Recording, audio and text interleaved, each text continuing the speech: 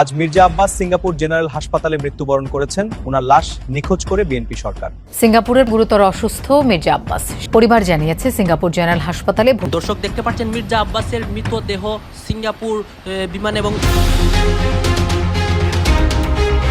এদিকে আজ দিনের বেলা সিঙ্গাপুর নেওয়া হয়েছিল মির্জা আব্বাসকে। গভীর রাতে শেষ নিঃশ্বাস ত্যাগ করে বিএনপি সরকার এই মৃত্যু নিয়ে কঠিন পরিকল্পনা করেছে। গোপন সংবাদ এই মুহূর্তে ফাঁস হচ্ছে। মির্জা আব্বাস তিনি আর আমাদের মাঝে নেই, তিনি আল্লাহর ডাকে সাড়া দিয়ে তিনি চলে গেছেন। এখন চারোদিকেই এটা ছড়িয়ে ছিটে যাচ্ছে। তবে কথা হচ্ছে বাংলাদেশের বেশ কিছু গণমাধ্যম আপনার কি বলে একদম প্রথম সারির যে গণমাধ্যমগুলো আছে, টানা ৫ দিন রাজধানীর এভারকেয়ার হাসপাতালে ভর্তি থাকার পর অবশেষে উন্নত চিকিৎসার জন্য এয়ার অ্যাম্বুলেন্সে করে সিঙ্গাপুরের উদ্দেশ্যে রওনা হয়েছেন ঢাকা ৮ আসনের সংসদ সদস্য মির্জা আব্বাস। ইতিমধ্যেই তার মস্তিষ্কে ২ দফা অস্ত্রোপচার সম্পন্ন হয়েছে। তাই হঠাৎ করে তাকে বিদেশ নেওয়ার সিদ্ধান্তে প্রশ্ন উঠেছে, তবে কি তার শারীরিক অবস্থা আরও সংকটাপন্ন হয়ে উঠেছে? ঠিক কেমন আছেন বিএনপির এই বর্ষিয়ান রাজনীতিবিদ? এনসিপি-কে অনেক ছাড় দিয়ে ফেলেছে জামাত, আর কোনো ছাড় দেওয়া যাবে না। এনসিপি-কে সোজা করতে হবে, দুষ্ট সন্তানকে শায়েস্তা করতে হবে। রাজনীতিতে পর্দার আড়ালের খেলা সবসময় রহস্যময়। আজ হাসপাতালের কেবিনে শুয়ে থাকা সেই ক্ষমতাধর মানুষটি কি কেবলই পার্থক্যের শিকার, নাকি এটি কোনো এক ভয়াবহ পরিণতির শুরু? ভয়াবহ পরিণতি হয়েছে মির্জা আব্বাসের। আজকে তাকে সিঙ্গাপুর হসপিটালে নেওয়া হয়েছিল। সিঙ্গাপুর হসপিটালে তার খুবই খারাপ অবস্থা। দর্শক শ্রোতা, গত ৩ দিন যাবৎ মির্জা আব্বাস হসপিটালে মৃত্যু শয্যায় ছিলেন। আজকে তিনি শেষ নিঃশ্বাস ত্যাগ করেন। আপনারা সম্পূর্ণ ভিডিও দেখবেন। এই মুহূর্তে মির্জা আব্বাসের সিঙ্গাপুরের অবস্থা এবং এই নিয়ে যে বিএনপি নেতাকর্মীরা তারেক রহমান একটা পরিকল্পনা করেছে মির্জা আব্বাসের বিষয়ে, সেইটাও দেখতে পারবেন এই একটি ভিডিওতে। আসুন আমরা কথা বাড়াচ্ছি না দর্শক শ্রোতা, আমরা সরাসরি ভিডিওর মূল আলোচনায় চলে যাচ্ছি। এরই মধ্যে কয়েকটা গোপন ক্লিপ দেখাবো যে মির্জা আব্বাসের গোপন অবস্থা, সেইটাও দেখতে পারবেন কিন্তু ভিডিওর কোনো একটি অংশ বিশেষে। টানা ৫ দিন রাজধানীর এভারকেয়ার হাসপাতালে ভর্তি থাকার পর অবশেষে উন্নত চিকিৎসার জন্য এয়ার অ্যাম্বুলেন্সে করে সিঙ্গাপুরের উদ্দেশ্যে রওনা হয়েছেন ঢাকা ৮ আসনের সংসদ সদস্য মির্জা আব্বাস। ইতিমধ্যেই তার মস্তিষ্কে ২ দফা অস্ত্রোপচার সম্পন্ন হয়েছে। তাই হঠাৎ করে তাকে বিদেশ নেওয়ার সিদ্ধান্তে প্রশ্ন উঠেছে, তবে কি তার শারীরিক অবস্থা আরও সংকটাপন্ন হয়ে উঠেছে? ঠিক কেমন আছেন বিএনপির এই বর্ষিয়ান রাজনীতিবিদ? বিস্তারিত জানাচ্ছেন ফারিন রহমান প্রীতি। উন্নত চিকিৎসার জন্য এয়ার অ্যাম্বুলেন্সে করে সিঙ্গাপুরের উদ্দেশ্যে রওনা হয়েছেন প্রধানমন্ত্রী তারেক রহমানের রাজনৈতিক উপদেষ্টা ও ঢাকা ৮ আসনের সংসদ সদস্য মির্জা আব্বাস। রোববার হযরত শাহজালাল আন্তর্জাতিক বিমানবন্দর থেকে তাকে বহনকারী এয়ার অ্যাম্বুলেন্স উড্ডয়ন করে। জানা গেছে প্রায় ৪ ঘন্টার আকাশপথ পাড়ি দিয়ে বিমানটি সিঙ্গাপুরে পৌঁছাবে এবং সেখানে তাকে সিঙ্গাপুর জেনারেল হাসপাতালে ভর্তি করা হবে। তবে অনেকের মনে প্রশ্ন, মির্জা আব্বাসের অবস্থা কতটা সংকটাপন্ন? মির্জা আব্বাসের ব্যক্তিগত সচিব মিজানুর রহমান সোহেল জানিয়েছেন, দেশের সীমিত চিকিৎসা সুবিধার কারণে মির্জা আব্বাসকে সিঙ্গাপুরে নেওয়া হচ্ছে। তবে তিনি তার সর্বশেষ শারীরিক পরিস্থিতি সম্পর্কে কিছু জানাননি। জানা গেছে এয়ার অ্যাম্বুলেন্সে মির্জা আব্বাসের সঙ্গে রয়েছেন স্ত্রী আফরোজা আব্বাস, বড় ছেলে মির্জা ইয়াসির আব্বাস এবং একজন ব্যক্তিগত চিকিৎসক। এদিকে মির্জা আব্বাস ১১ মার্চ হাসপাতালে ভর্তি হওয়ার পর থেকে দাবি করা হচ্ছিল তার মস্তিষ্কে রক্তক্ষরণ হয়েছে। তবে শনিবার এভারকেয়ার হাসপাতালে নিউরো বিশেষজ্ঞ অধ্যাপক ডাক্তার শাহাবুদ্দিন তালুকদার গণমাধ্যমকে জানান, মির্জা আব্বাসের মস্তিষ্কে রক্তক্ষরণ হয়নি, তবে ইনফেকশন দেখা দিয়েছিল। ২ দফা অস্ত্রোপচার সফলভাবে সম্পন্ন হলেও তার শারীরিক অবস্থার উপর নির্ভর করে তাকে বিদেশ নেওয়া হয়েছে।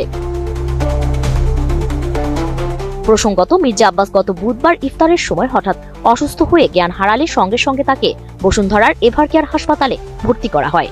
এরপর হাসপাতালের নিউরো বিশেষজ্ঞদের সমন্বয়ে একটি মেডিকেল বোর্ড গঠন করা হয়। সিটি স্ক্যান রিপোর্টে জটিলতা ধরার পর গত শুক্রবার তার মস্তিষ্কে প্রায় ৪.৫ ঘন্টা ধরে অস্ত্রোপচার করা হয়। অস্ত্রোপচার সফল হলেও তাকে রাতেই নিবিড় পর্যবেক্ষণ কেন্দ্র আইসিইউতে হস্তান্তর করা হয়েছিল।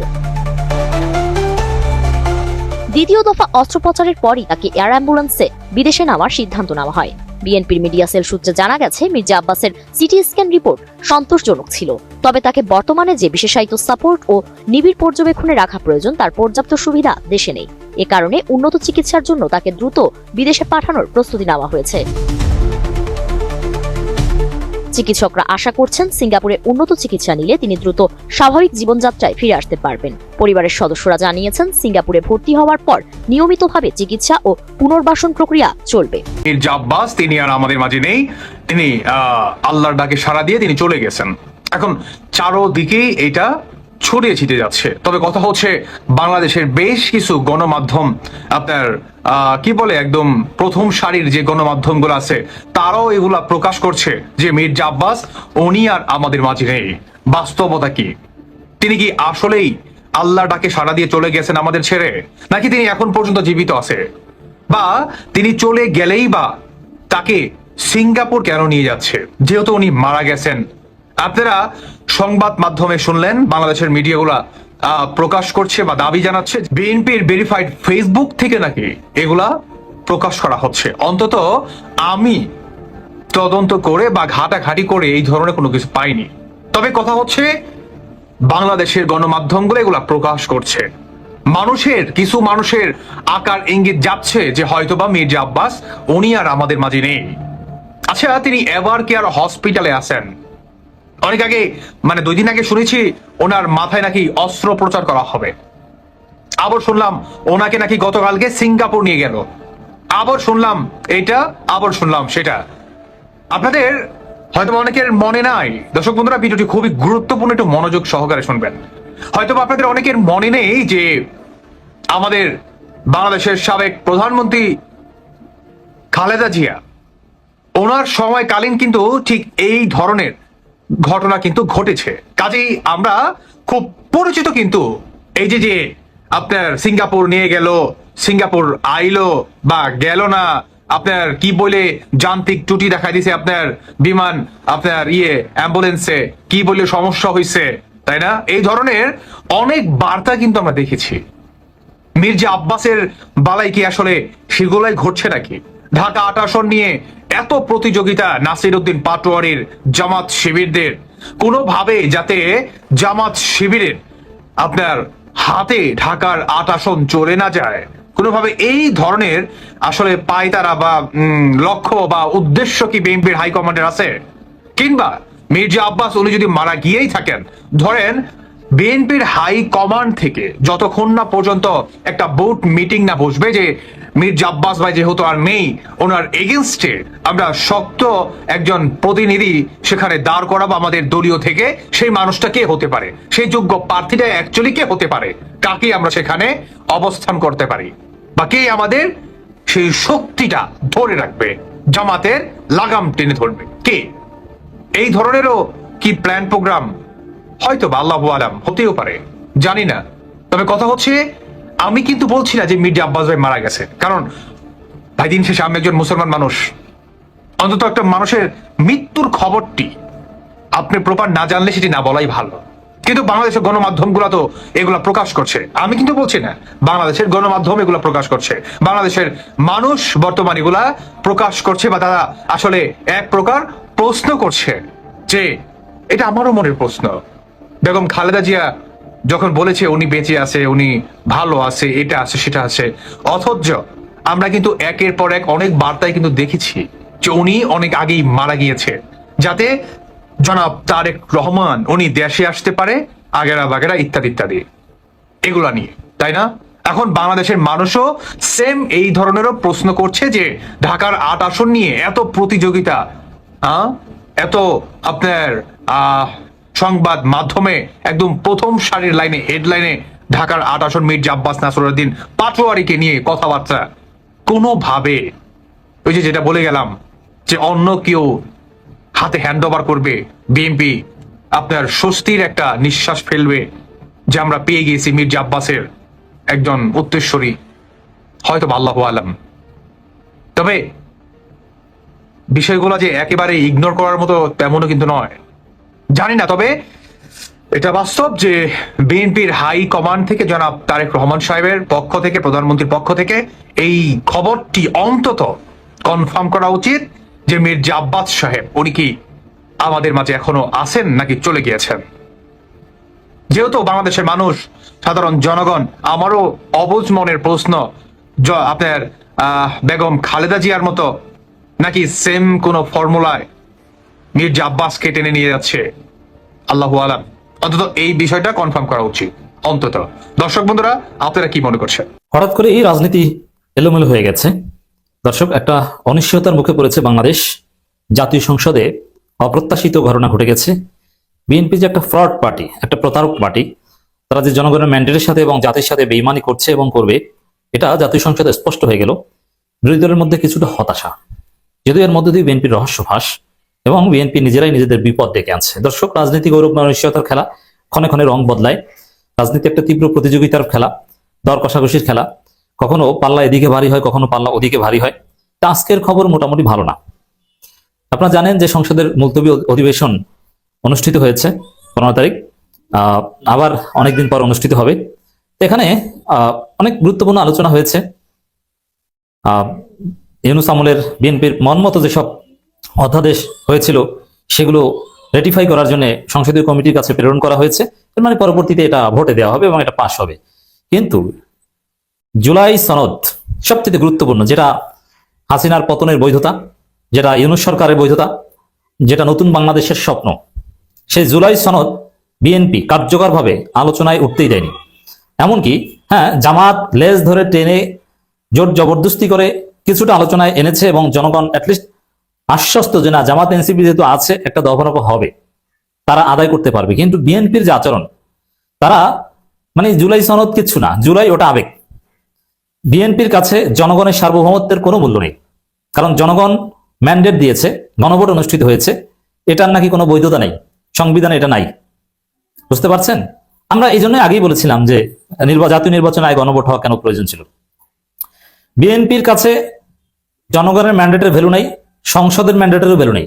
বিএনপি যা সংবিধানে দোহাই দিচ্ছে, বিএনপির কাছে এখন ভ্যালু একটাই, হাসিনার রেখে যাওয়া সংবিধানের দোহাই, সেটা দিয়ে বিএনপি চলতে যাচ্ছে। এটা রাজনীতিতে ডেফিনেটলি অশনি সংকেত এবং অপ্রত্যাশিত যে সংসদে জুলাই সনদ নিয়ে বিএনপি আলোচনাই করতে দিবে না। বিএনপির সিনিয়র নেতা মির্জা আব্বাসকে কিছুক্ষণ আগে সিঙ্গাপুরের উদ্দেশ্যে নেওয়া হয়েছে এয়ার অ্যাম্বুলেন্সে করে। আগে অবস্থা এমন ছিল যে তার দ্বিতীয়বার মস্তিষ্ক অপারেশন করা হয়েছে, যার জন্য তাকে নেওয়ার মতো অবস্থা ছিল না। আজকে সম্ভবত বেলা 12টার দিকে তাকে নেওয়া হয়েছে। মির্জা আব্বাসের এই অসুস্থতা ঘিরে একটা রাজনৈতিক বিতর্কও আছে। আমরা একটা ছোট্ট ক্লিপ শোনেন, তারপরে। মির্জা আব্বাস তো গুরুতর অসুস্থ হয়ে হাসপাতালে রয়েছেন। অনেকেই তার এই অসুস্থতার পেছনে নাসিরুদ্দিন পাটোয়ারিকে দায়ী করছেন। আপনার কাছে কি মনে হয়? আমি সরাসরি নাসিরুদ্দিন পাটোয়ারিকে দায়ী করবো না, তবে এই যে অধ্যতের যে চর্চা, বেয়াদবির যে চর্চা, বয়োজ্যেষ্ঠকে অপমান করার যে চর্চা, এটাকে তারা নিউ নর্মাল, তারা বলেন না নয়া বন্দোবস্ত, এই নয়া বন্দোবস্তের মধ্যে বড়দেরকে অপমান করার একটা বন্দোবস্ত তারা তৈরি করেছেন। এবং এটা দেখে আমরা বুঝি যে তাদের হাতে বন্দোবস্ত হলে এই ঘটনাটাই ঘটবে। সিনিয়র মানুষজন এইভাবে অপমানিত হবেন, বাপের বয়সী, দাদার বয়সী, নানার বয়সী লোকদেরকে তারা এইভাবে অপমান করবেন, যা খুশি তাই বলবেন, প্রমাণ ছাড়া অভিযোগ করবেন। কিন্তু বললাম না, তাদেরকে হাঁটুর বয়স বলে তাদের অত্যন্ত মন খারাপ হয়ে যায়। অথচ এই কথাটা তারাই বলেছিল আমাকে যে সে নিজে হাঁটুর বয়সী, উনি নাই এখন এখানে, আমি তার সমালোচনা করার জন্য কথাটা বলছি না, কিন্তু সেই বলেছিল। কিন্তু ওইটা নিজে যেটা বলেছিল, তারা যেটা বলে সেটা তারা শুনতে পায় না, কিন্তু সেই কথাই কেউ পুনরাবৃত্তি করলে সেটা তাদের জন্য অপরাধ হয়ে যায়। তো ঠিক সেই রকম তারা যে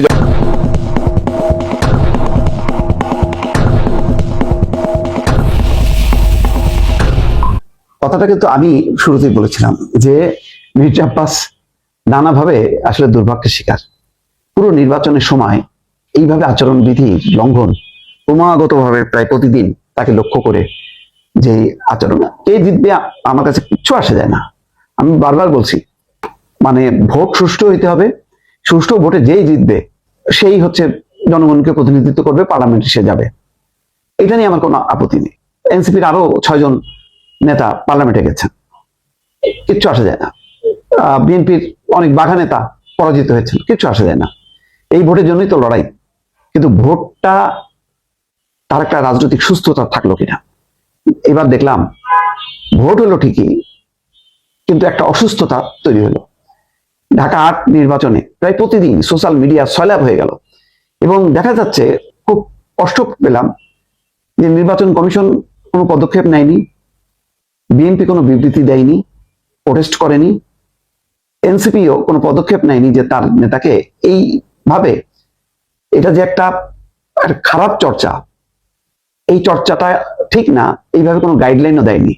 বোঝা যায় এনসিপিতে অনেকগুলো কুতুব, প্রত্যেকে স্বাধীন।